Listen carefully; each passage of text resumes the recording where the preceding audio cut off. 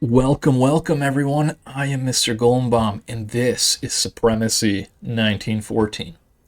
So we are back on the 5v5 Alliance training map, let's call it, for the end of the year tournament that is coming up. We talked about Austria, and we did a full deep dive of kind of what had transpired, what our plans were. I did want to cover some of the other theaters of war that are happening in this map and how everything's shaking out. We have on the Russian side, there were a few interesting developments in that Sweden was actually able to gain right of way through Denmark. I assume Sweden offered shared map to, I say Finland, but this is all part of Denmark here. They were able to get right of way access, and he was actually able to use it to sneak some forces kind of through the core territory here of Finland and then show up at the doorstep of St. Petersburg. It looks like this unit is still moving, as is this one. If Russia is playing and is active, he may be able to just send his units out there and intercept before Sweden realizes that he's kind of gone a little bit too far. He has left himself a little bit exposed here. Not to mention that Sweden has most likely 50,000 troops, that being just slightly less than half of his original troop allocations for the game. And we know he's got at least 14,000 troops kind of on the coastline here, and he's got a few more in this area.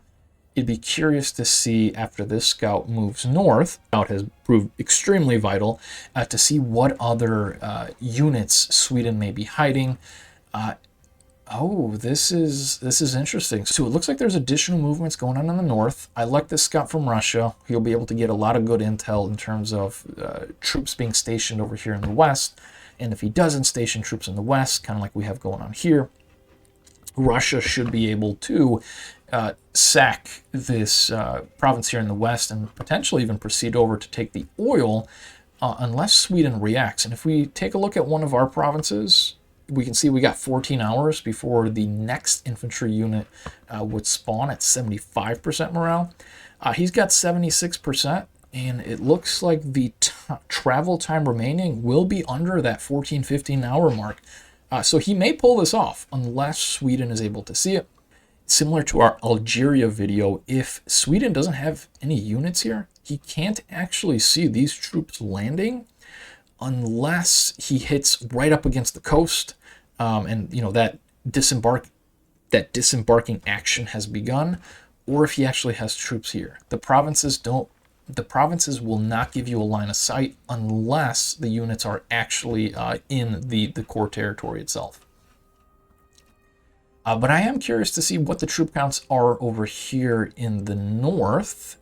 Looks like he's avoiding, but Russia will be able to catch wind of this. He does have a stack of 50, 54 with a Hank.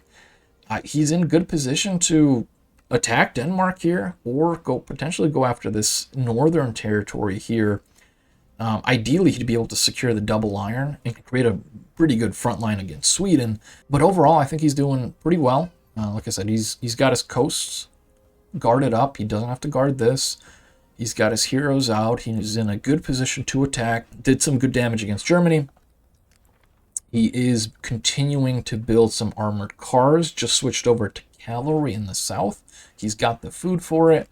Hopefully he's able to preserve some of this oil, since he has all of the team's oil. And it looks like he built a level 2 workshop in his capital.